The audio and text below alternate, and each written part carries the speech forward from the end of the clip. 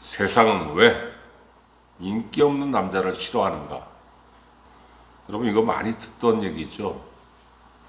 2012년도에 개그 콘서트에서 네 가지라는 프로를 만들어 가지고 이 말을 유행하기 시작했습니다. 그 세상이 싫어하는 남자들 네 가지 타입. 그러니까 남자들이 세상이 아니죠. 여자들이 싫어하는 남자들 타입을 얘기하는 겁니다.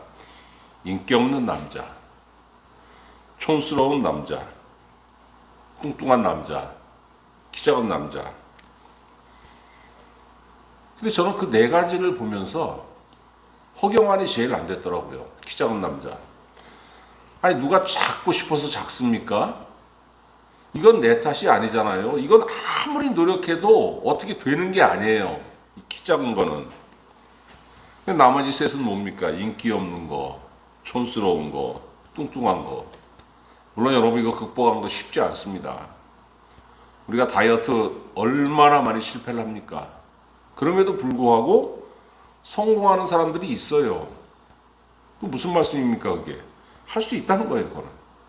인기 없는 거, 인기 많으려고 노력하면 되는 거죠. 자기를 인기 많게 채워나가면 되는 거고, 촌스러운 거, 나를 세련되게 할 수 있는 그런 방법이 얼마나 많습니까? 배워나가면 되는 거예요. 부모에게 물려받은 거는 유전적인 거는 극복할 수 없지만은 그거 빼고는 나머지는 다 내 노력에 따라서 극복할 수 있는 거고 해나갈 수 있는 겁니다. 신앙생활을 하다 보면 정말 믿음이 좋은 사람들이 있습니다. 너무 믿음이 좋아서 가끔 보면 그런 사람들 보면 경이롭기까지 해요.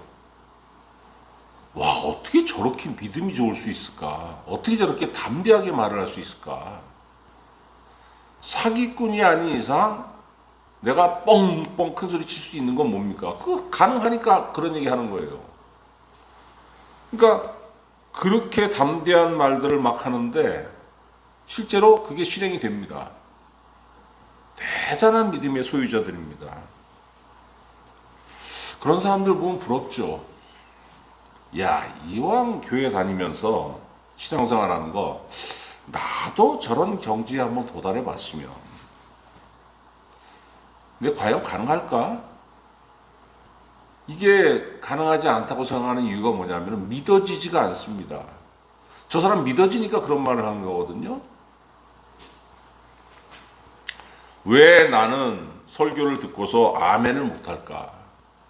다른 사람들은 아멘 아멘 잘만 하는데 왜? 믿어지지 않으니까 그런 거거든요. 근데 여러분 믿음은 어느 순간에 벼락 맞듯이 갑자기 생겨나는 것이 아닙니다. 그런 건 없어요 세상에. 그런 게 어디 있습니까? 다 자라는 거예요. 악도 내 마음에서 자라는 것이고 선도 내 마음에서 자라는 것이고 선이 뭐예요? 하나님을 믿는 믿음, 하나님을 향한 믿음, 하나님께 순종하려는 마음, 이게 선이지 않습니까? 이거 자라는 겁니다. 처음부터 그런 사람이 어디 있겠습니까? 믿음은 뭡니까 여러분? 예수님을 나의 구주로 인정하는 그 고백으로 시작해가지고 하나님의 말씀을 진리로 받아들이고 그 말씀에 순종할 수 있는 그 경지로 자라나는 게 이게 여러분 믿음의 단계예요. 시작하는 믿음이 있고 자라는 믿음이 있고 완성되는 믿음이 있고 열매 맺는 믿음이죠. 그러니까 믿음의 내용대로 열매 맺는 마지막 단계의 믿음.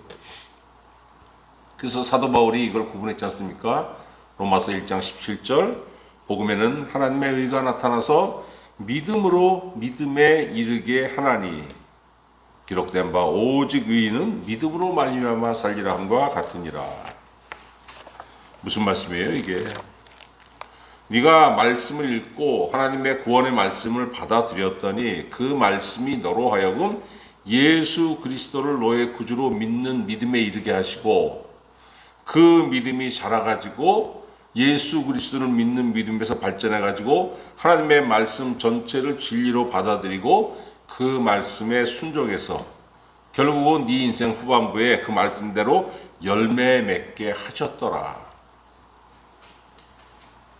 여러분, 이처럼 믿음은 성장하고 자라는 겁니다. 성경에 나오는 인물 중에 시간이 지나면서 다 자랐죠. 다 뭐 사도들 중에 자라지 않은 사람이 누가 있겠습니까? 그런데 오늘 설교에서 누구를 얘기하려고 하냐면은 마가복음의 저자 마가에 대해서 얘기해 보고자 합니다. 마가는 주님과 어떤 관계냐면은 이게 별로 관계가 없을 것 같은데 사실 굉장히 깊은 관계가 있습니다.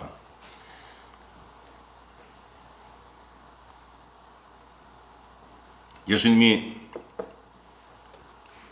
겟세마네에서 체포되기 전날 무엇을 행하셨냐면은 6월절 기간에 6월절 만찬을 먹는 그 기념을 어디서 했냐면은, 그러니까 마가복음 14장 13절에 예수께서 제자 중에 둘을 보내시며 이르시되 성내로 들어가라. 그리하면 물 한 동이를 가지고 가는 사람을 만나리니 그를 따라가서 어디든지 그가 들어가는 그 집 주인에게 이르되 선생님의 말씀이 내가 내 제자들과 함께 6월절 음식을 먹을 나의 객실이 어디 있느냐 하시더라 하라. 그리하면 자리를 펴고 준비한 큰 다락방을 보이리니, 이 다락방 요거 여러분 이게 중요한 겁니다.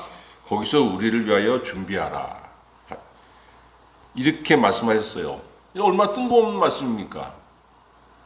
제자들을 데리고 6월절 만찬을 행해야 되는데 예루살렘에서 그 장소가 어디서 우리가 준비할까요? 하니까 제자 2명을 보내서 너 그 가다 보면은 이 물동이 끼고 가는 여인을 만날 거야. 그럼 그 여인을 따라가서 그 여인의 주인, 이 여종이거든. 그 주인을 만나. 그래서 선생님이 6월절 만찬 잡수실 것이 어디 있느냐 말하라는 거예요. 이거 얼마나 뜬금없어요. 그런데 제자들이 그렇게 하니까 순종해가지고 그대로 하니까 그 집주인이 큰 다락방을 내줬다는 겁니다. 이 다락방의 주인이 누구냐면은 그 마가의 어머니입니다. 마가의 어머니 마리아.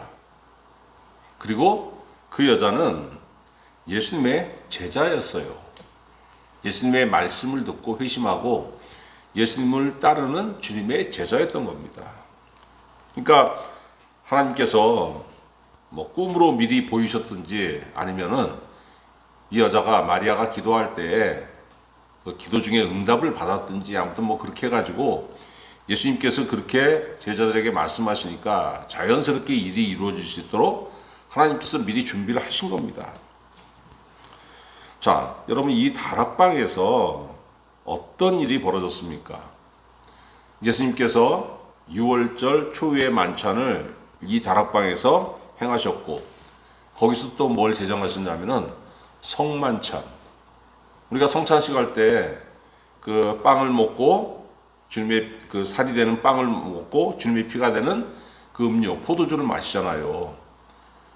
그건 뭐냐면 여러분 6월절 예식 중에 맨 마지막에 예수님께서 여기까지는 6월절 그 기념으로 했고 요거 마지막에 내가 요거 빵을 먹고 포도주를 마시는 2가지를 내가 새로 제정할 것인데 이것으로 나를 기념하라 이렇게 예수님이 말씀하셨어요. 우리가 성찬식 거행하는 것이 바로 이 다락방에서 예수님께서 제정하셨다는 겁니다. 또 나중에 예수님께서 십자가에 달리시고 부활하신 다음에 승천하시잖아요. 그 다음에 무슨 일이 일어납니까?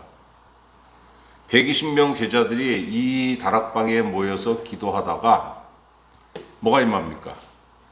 오순절날 성령이 임하시잖아요. 그래서 이 다락방에서 최초로 예수 그리스도의 교회가 탄생하는 겁니다. 그런데 120명이 이 다락방에 들어갔어요. 이게 다락방이 아니죠, 여러분. 이 정도면은. 그냥, 앞사람이 이제 그 뒤통수가 이렇게 바로 이제 뒤통수 채취가 코고에서 느껴질 정도로 타닥타닥 앉아도 이게 120명이 앉으려면은 최소한 30평은 돼야 됩니다. 그럼 옛날에 옛날 집 구조상에서 120명이 들어갈 수 있다는 거는 엄청나게 큰 겁니다. 그것도 1층이 아니잖아요. 다락이면 2층 아닙니까? 2층을 그렇게 크게 지을 수, 2000년 전에 2층을 그렇게 크게 지을 수 있는 구조라면은 이 집은 부잣집입니다. 굉장히 잘 사는 집이에요. 자, 그럼 이 집이 누구 집이라고 했습니까? 이 집 주인이 마가의 어머니. 그럼 마가는 이 집 아들입니다. 자기 집에서 이 일들이 일어난 거예요. 그 집주인의 아들로서 이걸 다 보는 겁니다. 보기만 했겠습니까? 제자들이 모여서 다락방에, 그러니까 그날 이후로 6월절 만찬 이후로 이 다락방이 제자들의 근거지가 되는 거예요. 무슨 일만 있으면 일로 모이는 겁니다. 예루살렘에서는 다 보는 거예요. 이 어린 마가가 같이 기도하고 오순절날 성령이 임했을 때 다른 제자들에게는 성령이 임해가지고 막 방언으로 기도하는데 마가는 구경만 했겠습니까? 그러지 않잖아요. 마가도 성령 체험을 한 겁니다. 이게 마가와 예수님의 관계예요. 여기에 누가 있습니까? 마가의 어머니. 마가의 어머니를 통해서 마가와 예수님의 관계가 이어지는 거예요. 자, 보세요. 여기서 6월절 최후의 만찬을 하시고 예수님이 제자들과 겟세마네에 기도하러 가셨는데 거기서 주님을 배신한 그 가룟 유다가 이 주님을 팔아넘기고 군병들과 같이 주님을 잡으러 오죠. 많은 사람들이 가룟 유다가 주님을 배신했다는 뜻을 모릅니다. 이 겟세마네는 아무도 모르는 주님과 제자들만 아는 비밀 기도처예요. 아니, 미행하면 될 거 아니야. 여러분, 1970년대 그 새마을 운동이 시작되기 전에, 전기가 들어오기 전에 저는 시골에서 3년 동안 살아봤습니다. 불과 50년 전 일인데도 불구하고 저녁 때 되면은 전기가 없으니까 가로등은 당연히 없습니다. 그러니까 밤에 어디 나가려면은 후레쉬를 켜고 나가야 되는데 후레쉬 켜고 나가서 얼마나 가겠습니까? 키케야 몇백 미터 돌아다니다 마는 거예요. 몇백 미터가 뭡니까? 200~300m 가다가 마는 거예요. 하물며 2000년 전에 해만 지면은 어디 갈 수 있는 곳이 없는 거예요. 누구를 어떻게 미행합니까? 주님과 제자들이 이거 횃불이라도 들고 다녔겠어요? 아니죠. 비밀리에 움직여야 됐으니까 들키지 않으려면은 껌껌한데 그냥 가는 겁니다. 그거 어떻게 가요? 누가 미행합니까? 거기서. 가룟 유다가 주님을 배신했다는 건 뭐냐면은 예루살렘에 왔을 때 주님과 일행들이 예루살렘에 왔을 때 그 비밀 근거지가 어딘지 그걸 팔아넘긴 겁니다. 그 장소를. 자, 주님이 제자들과 겟세마네에 기도하러 가셨어요. 가룟 유다가 군병들을 이끌고 그 은신처를 발설했기 때문에 잡혔습니다. 제자들은 어떻게 됐습니까? 다 도망갔습니다. 마가는 안 따라갔습니다. 거기에 따라갈 수 있는 군번이 아닌 겁니다. 마가는. 그런데 마가복음 14장 50절에 보니까 제자들이 다 예수를 버리고 도망하니라. 한 청년이 벗은 몸에 배 호디부를 두르고 예수를 따라가다가 무리에게 잡힘에 배 호디부를 버리고 벗은 몸으로 도망하니라. 여러분, 이 말씀을 읽으면 우리가 오해할 수 있습니다. 뭐야, 이 배 호디부를 두르고 알몸에 두르고 주님을 따라간 사람이 마가인데, 이 마가예요. 마가를 얘기하는 거예요. 마가가 자기가 복음서를 기록하면서 자기 자신에 대해서 얘기를 하고 있는 겁니다.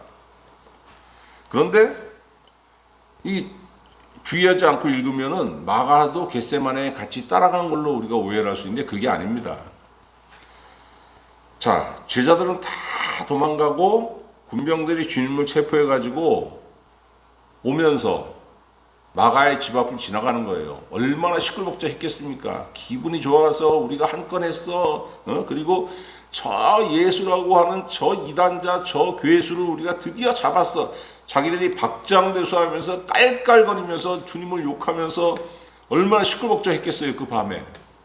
그 마가가 그 시간에 잠자고 있었던 겁니다. 자고 있었는데 자기 집 앞길이 시끌벅적해요. 그러니까 깬 거예요. 뭐야? 창문을 열어보니까 이게 군병들이 횃불 들고 가니까 누구를 잡았는지 알 수가 있는 거죠. 뭐야? 주님이잖아. 놀래가지고 그냥 자다가 벌떡 깨가지고 그냥 그 알몸에 자기가 덮고 자던 이불을 헛이불 하나 걸치고 그냥 따라 나온 거예요. 그래서 주님 뒤를 따라가다가 어떻게 됐겠습니까? 일행 중에 한 명이 마가를 탁 잡, 이게 배운 이불을 이렇게 감싸고 있는데 빨개 벗고서 근데 딱 잡고서 야, 너 뭐야? 너도 저 예수하고 한패야? 위협을 했겠죠. 그러니까 이 젊은 친구가 얼마나 놀랬겠어요. 아이고 애뜨거라 해가지고 그냥 배운 이불을 벗어버리고 그냥 집으로 튀었겠죠. 마가는 도망쳤지만은 나서야 할 때 피하지 않는 그런 강단이 있는 사람이었어요.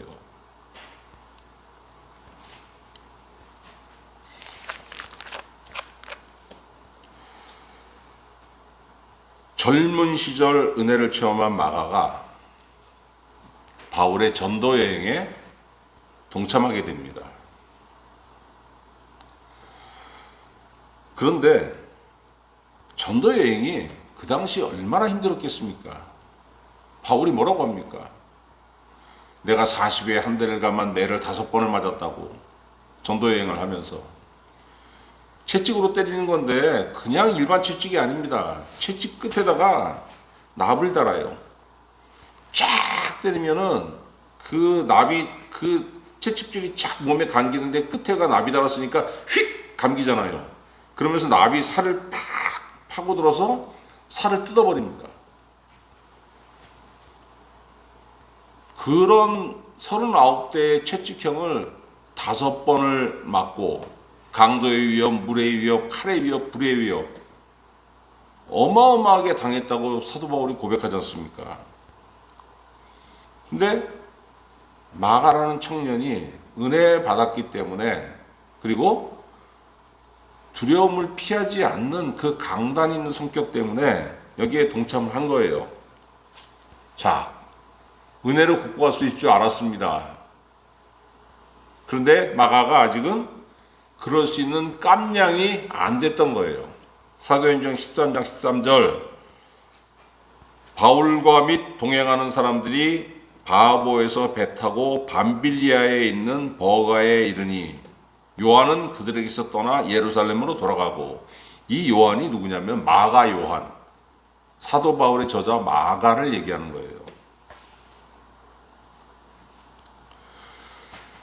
그러니까 어마어마한 갈등이 있고 힘드니까 여러분 여행길이 좋으면은 그 일행들이 다 오선도선 사이가 좋아집니다.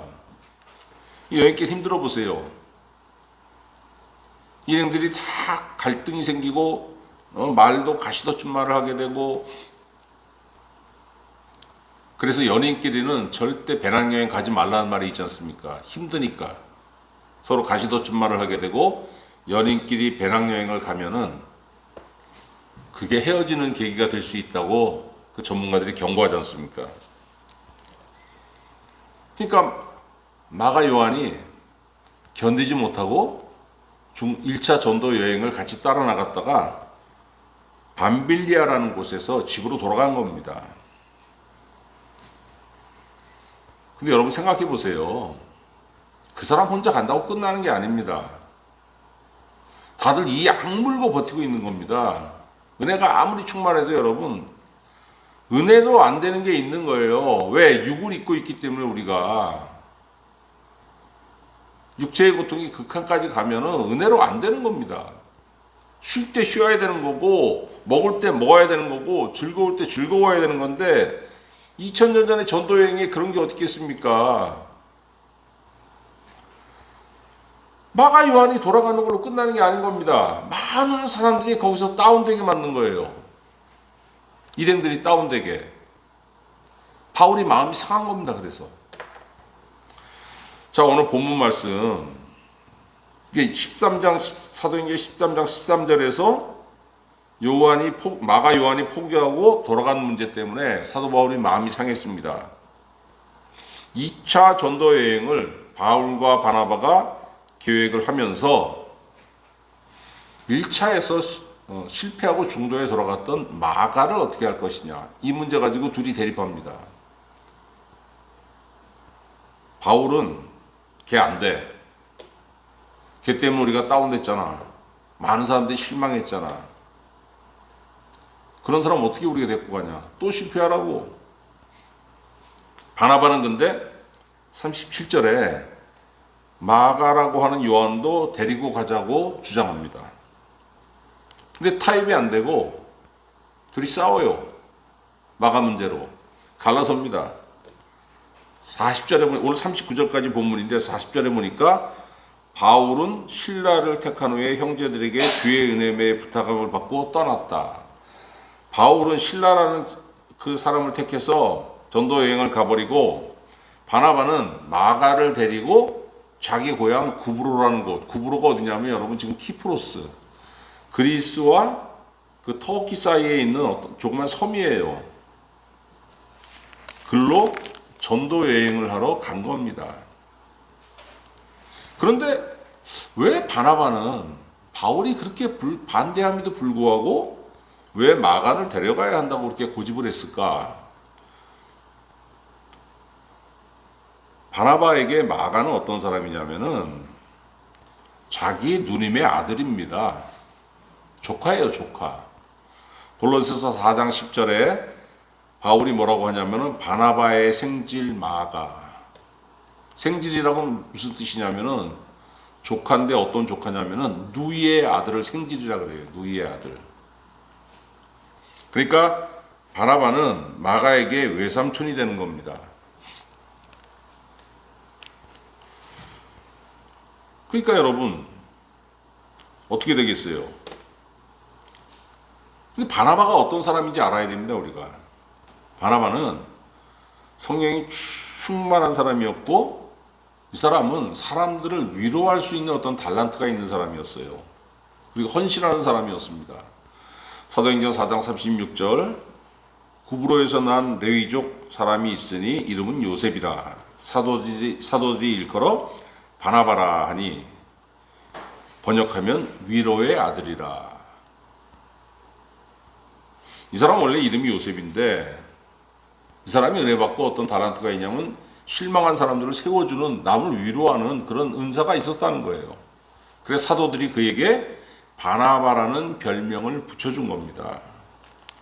그가 밭이 있음에 팔아 그 값을 가지고 사도들의 발 앞에 두니라. 여러분 재산이 많다고 해가지고 자기 재산 팔아서 헌신할 수 있는 사람 몇 명 안 됩니다. 무슨 얘기냐면은 그만큼 바나바는 믿음이 충만했다는 거예요. 그러니까 바나바는 자신과 하나님 사이의 관계도 좋고 바나바 자신과 사람들 사이의 관계도 좋은 사람. 그리고 사도행전 11장 24절 바나바가 안디옥 교회에서 그 목회를 하게 됐을 때 바나바는 착한 사람이요 성령과 믿음이 충만한 사람이라 이에 큰 무리가 죽게 더하여지더라. 하나님과의 관계가 좋고 사람과의 관계가 좋으니까 사람들이 바나바에게 몰려드는 겁니다.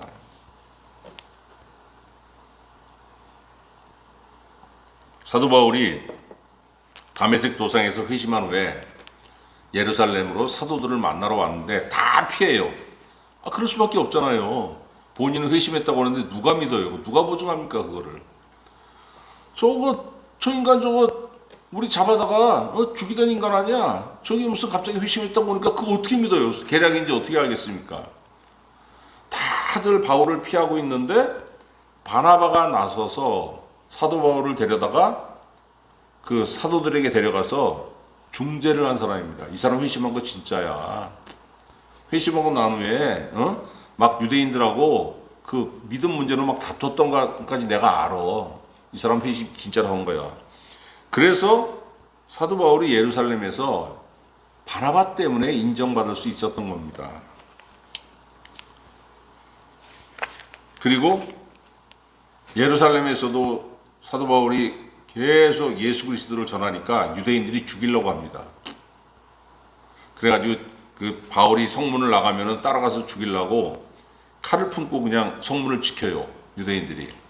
그러니까 바울의 제자들이 바울을 살리려고 밤에 광주리에 끈을 매달아 가지고 바울이 광주리에 타니까 성 위에서 그 줄로 매달아서 성문을 내립니다. 성문 밑으로 내려줍니다. 성문 밖으로. 그렇게 해서 도망갔어요.